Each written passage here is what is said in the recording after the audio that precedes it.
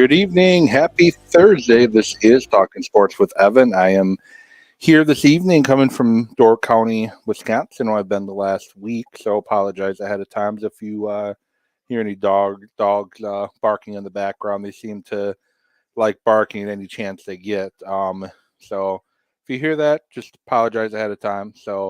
But lots to discuss going on. The NBA draft going on as we speak at the moment. Not really any surprise picks thus far. Victor Wembanyama goes number 1 overall to San Antonio. The last 2 number 1 picks from San Antonio has been Tim Duncan and David Robinson. So Victor has some big shoes to fill. His feet are definitely big enough to fill those shoes, but some big shoes to fill for Victor to see if he can, in fact, be up there with Tim Duncan and David Robinson when it's all said and done for him as an NBA player. We'll see. And Victor is a special athlete. He is 7'5", handle the ball, can play the post, or 7'2". I've seen his height listed anywhere from 7'2" to 7'5". But he's a guy that can handle the ball. He can shoot, good defender. He's what you call a unicorn, like your Luka, your Jokic, your Giannis. He's a unicorn who can definitely be a difference maker in the NBA if he's able to adapt to the NBA and if he's able to also stay healthy. Because anytime you have a guy with his size, it's going to be all about his health. And you saw with one of the picks last year, and Chet Holmgren. He's a guy that spent most of last year injured at 7'1", to 21 years old. The Thunder drafted him last year. Couldn't stay healthy. We'll see if he does. We've seen it with Joel Embiid. Seems to always have an injury every other year. We didn't see Embiid play at all, I think, his first 2 years in the league. So when you get a guy typically that size, health is important. Look at Yao Ming as well. But I think Victor has the potential to be a very special basketball player. Congrats to San Antonio for bringing him in. He's going to have a great coach to learn from, and Greg Popovich, and a system that's going to help him develop an NBA game. And I'm very curious to see what happens. But that's not the only NBA news that has been happening thus far.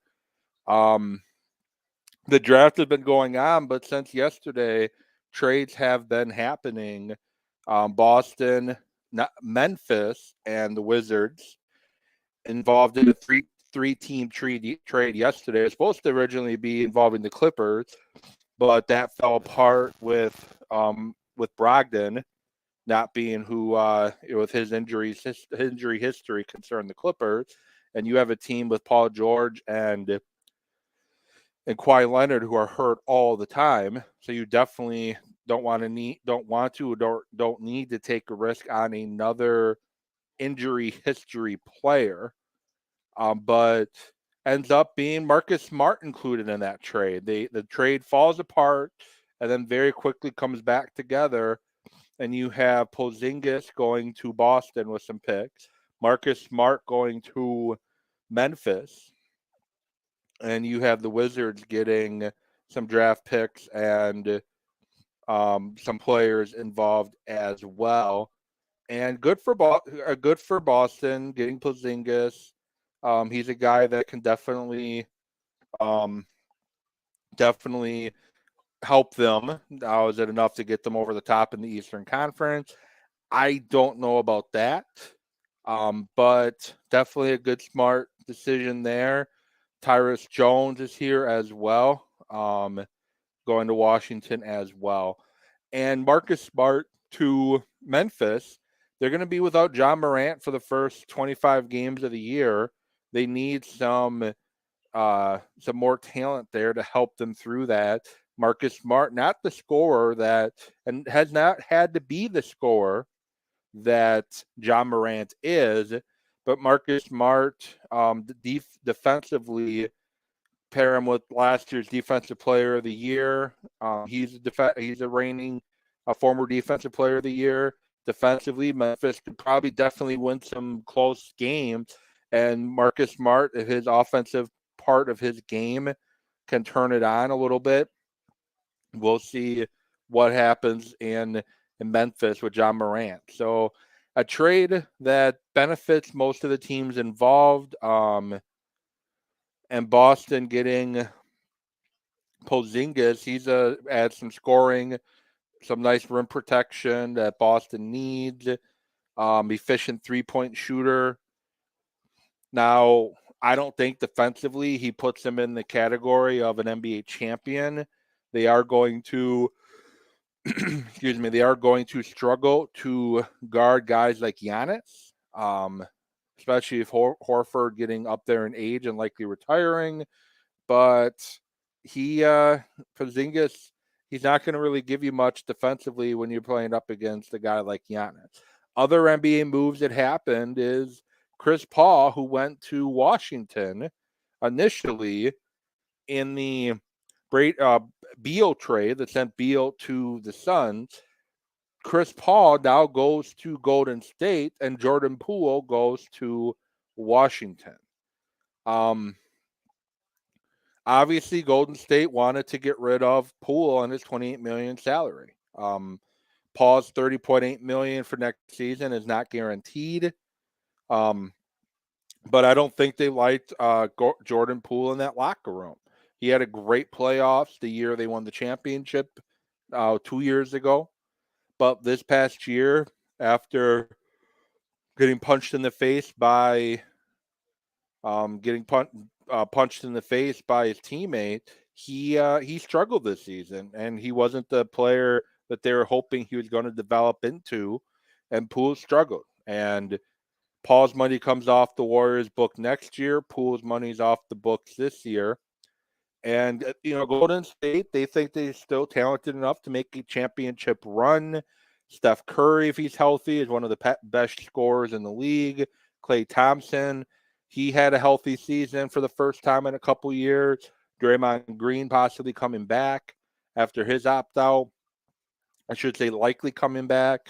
They feel they are still in their championship window, and they think Chris Paul isn't the better chance than Jordan Poole to get there. I don't agree with that. To be honest, I don't think Chris Paul helps them get to the NBA championship and gets them another win, but they think he will help them more than Jordan Poole. And Poole definitely was not the part this past year.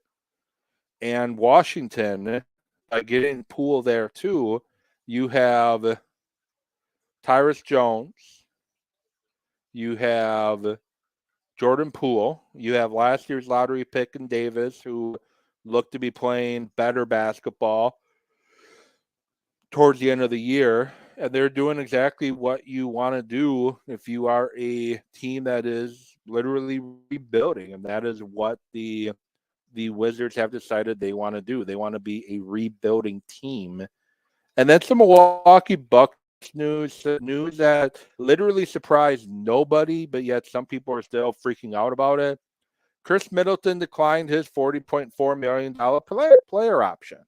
He decided to decline his option, which is actually a good move. It doesn't mean Khris Middleton's going anywhere. In fact, it's very unlikely Khris Middleton is going anywhere whatsoever.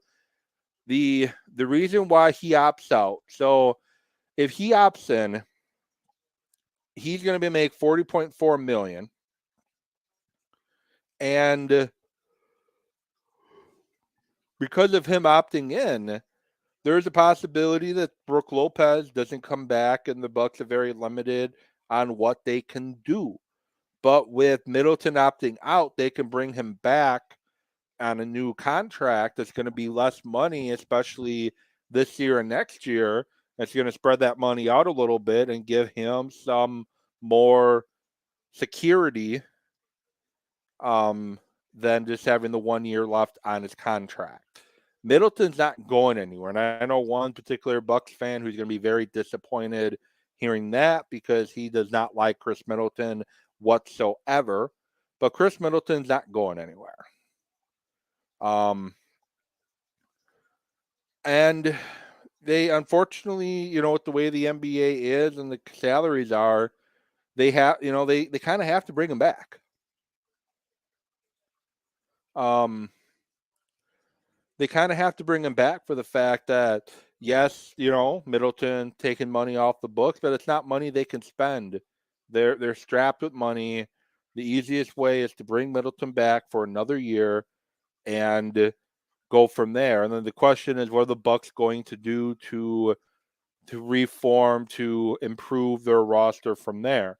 Are they just going to run it all back with everybody and hope with a new coach they can get back to the NBA championship, or are they going to make some moves? And as this show is going live, the NBA draft is going on as we speak, and the Bucks could trade into the first round, which would likely mean trading a Grayson Allen or a Bobby Portis or both. There's Pat Connaughton, that can be moved for some assets and stuff as well. Question is, what is the Bucks roster going to look like? And I don't really know that right now, and we won't really know that until the NBA draft is over. The Bucks have the final pick in the NBA draft as we speak. So if you're waiting for the Bucks to draft somebody, unless they do trade into that first round, we ain't going to know what they're going to do and what that roster could look like. And the big moves to think about, or big moves to anticipate potentially tonight, would be a Grayson Allen being moved, possibly a Bobby Portis being moved, possibly a Pat Connaughton involved in something. You're not going to see Khris Middleton obviously move since he opted out. Definitely not going to see Giannis move. You're very unlikely going to see Jrue Holiday move. So I talked about this a couple weeks ago with Justin Garcia. Tristan and I talked about this as well.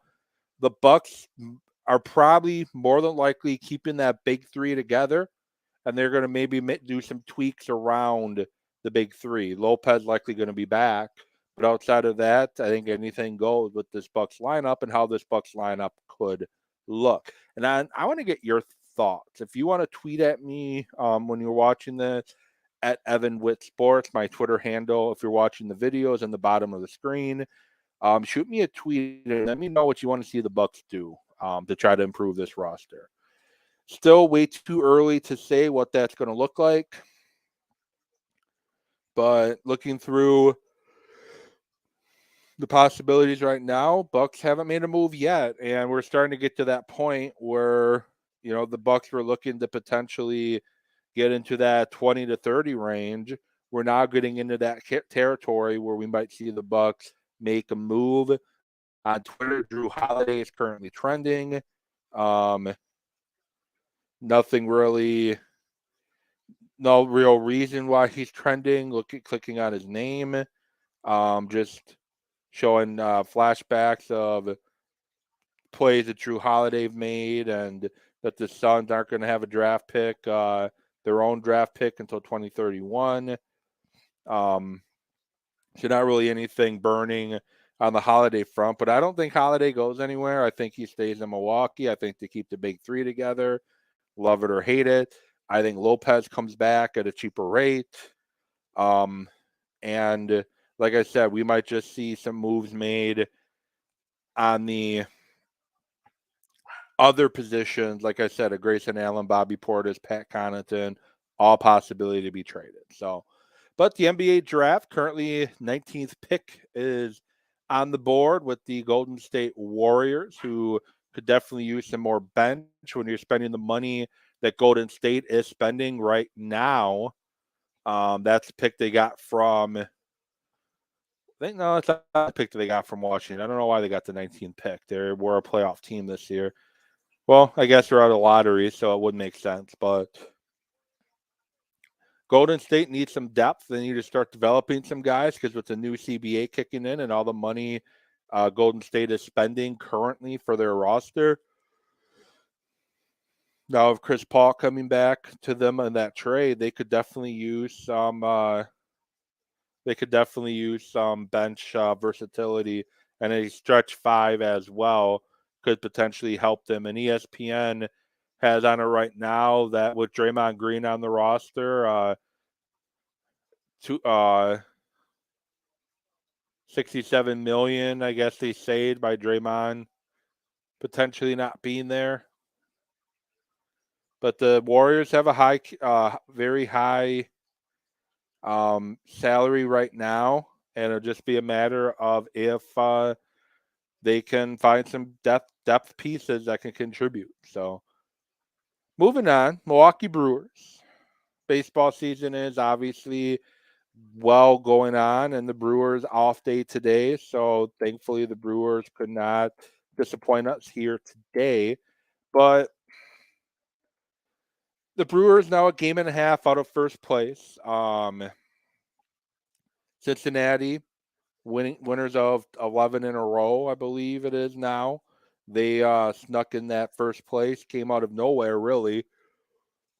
They're in first place. The Pirates are all the way down in fourth place. They're 0-10 in their last 10. The Cubs are 8-2. Brewers are 4-6, and the Reds are 10-0 in their last 10. As I mentioned, the Reds kind of came out of nowhere. The Cubs have been sitting in that area, that third, fourth spot for a while now. And the Brewers are a game and a half out of first, and a tough series coming up with the Cleveland Guardians. And then you also have the Pittsburgh Pirates on that schedule as well. And the Brewers offense, big issue right now. They scored one run in their loss against the Diamondbacks in the rubber match yesterday. They scored one run in the first game of the series in an embarrassing loss. And they won 7-5 and come from behind victory in the second game of that series. But offense continues to be a problem. The Brewers offense is just atrocious. And I don't know what needs to happen at this point. I don't think hiring new hitting coaches is going to change anything at this point. I don't think I don't know. And really ultimately there's three guys that needs to play better on the offense for the Milwaukee Brewers to start to heat things up again. You have Christian Yelich right now, who has been on fire. He has just been completely on fire. His last 7 games, he's batting .292, on base percentage of .370, and a .500 slugging. 7 hits and 24 at bats. In his last 15, he's at .316, .391, .579 with 2 home runs and 18 hits and 7 walks, 19 strikeouts. In his last 30 games, he's batting .290, .397, .456, and 2 home runs, 9 RBIs, 31 hits, and 107 at bats. Christian Yelich is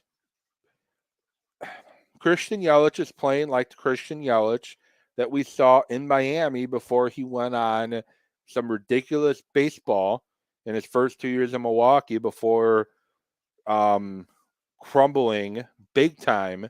Yelich has found himself again, and Yelich is playing some pretty good baseball. However, there's a few guys around Yelich that need to play better, or the Brewers need to look to replace them. And the first guy is Willy Adames. In his last 7, he's got 4 hits and 24 at-bats and 6 strikeouts and 3 walks. He's averaging 167 with a 259 on base and a 167 slugging. His last 15 games, he's batting .200. In his last 30 games, he's batting .168 while his on-base percentage is .223. His slugging is .301. He struck out 36 times in those 113 at-bats. Not good. For the year, he's batting .203, .285, .645.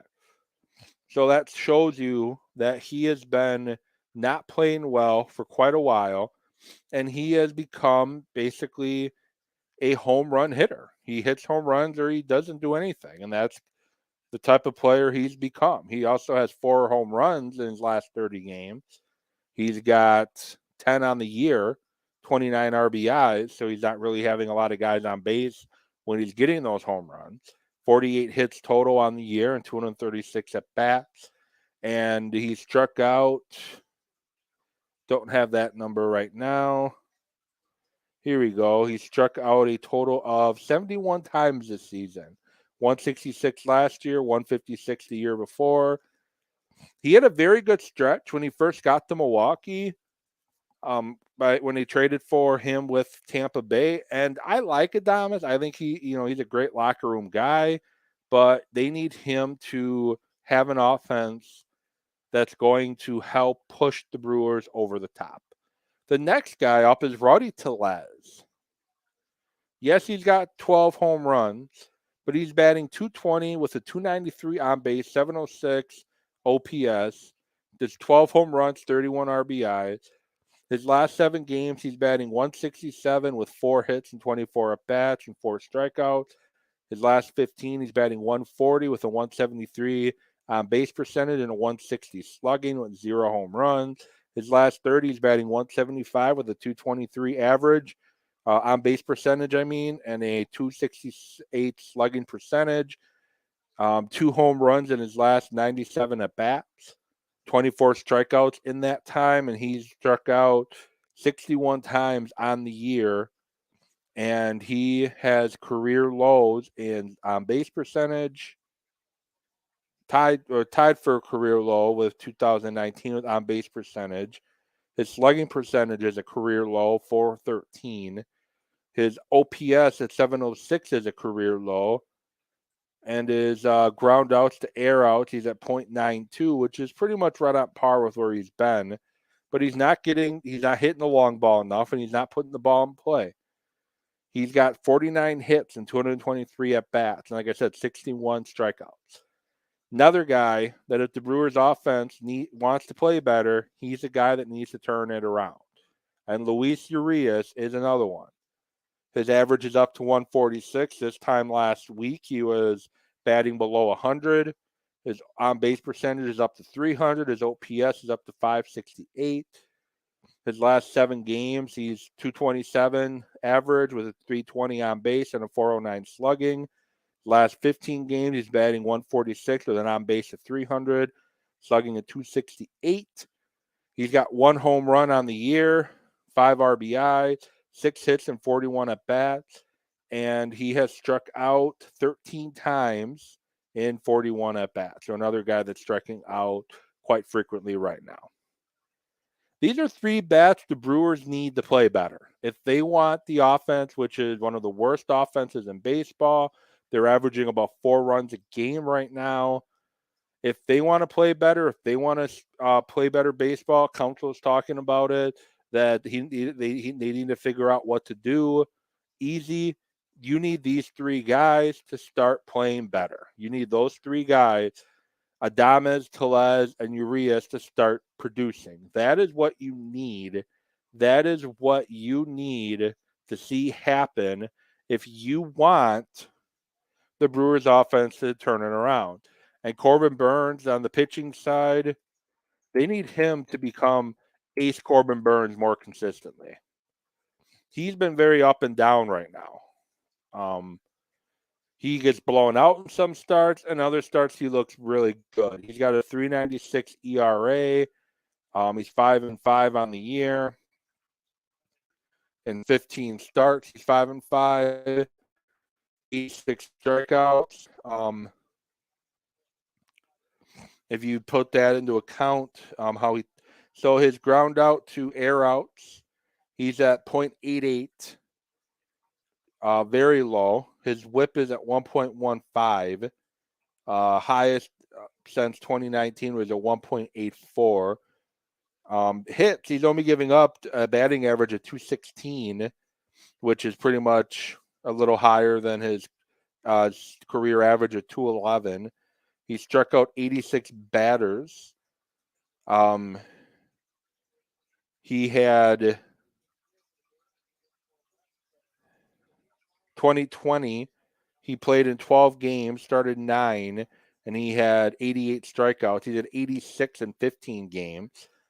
So that's definitely down from 2020. He's given up 71 hits already. Last year he gave up 144. And the home runs, he's allowed 12. Last year he allowed 23. His Cy Young winning year, he allowed 7. In 2020, he allowed 2. Before 2022, he had 17 home runs allowed in 2019.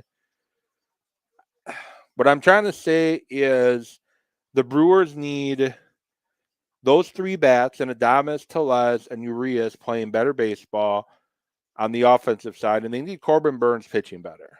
They need Corbin Burnes pitching like the Cy Young caliber pitcher that we've seen him be in 2020 and 2021.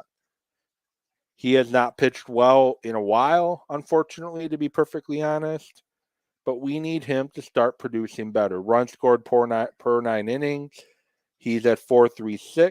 He was at 3.25 last year, 2.53 Cy Young year, 2.26 his 2020 year, 9.55 in 2019. His on base percentage allowed, he's at 287, which only a year higher than that is 2019 when he was he gave up a 388 on base percentage. And OPS is at 638, second highest in his career. Highest in his career was 1.011 back in 2019. So Corbin hasn't completely gone back to his 2019 performances, but he's closer to his 2019 performances than he is his 2021 and 2021 and 2020 performances. So the Brewers still have a great shot at making the playoffs. They still, if you look at all the pundits and the betting lines and all the other avenues out there, the Brewers have the highest chance and the highest percentage in their division right now to make the playoffs. So they can still definitely make the playoffs. However, they need those guys to play better. With that said, thank you for those who watched live. Thank you for those that will be watching later. Thank you those who are going to be listening to the podcast. Please share the show with your friends and neighbors and whoever else. Appreciate it. And with that said, I'll get back at you next week where we talk more Brewers and then any updates on the Bucks that we might have between now and next week. Have a great rest of your evening, everybody. I'll talk to you later.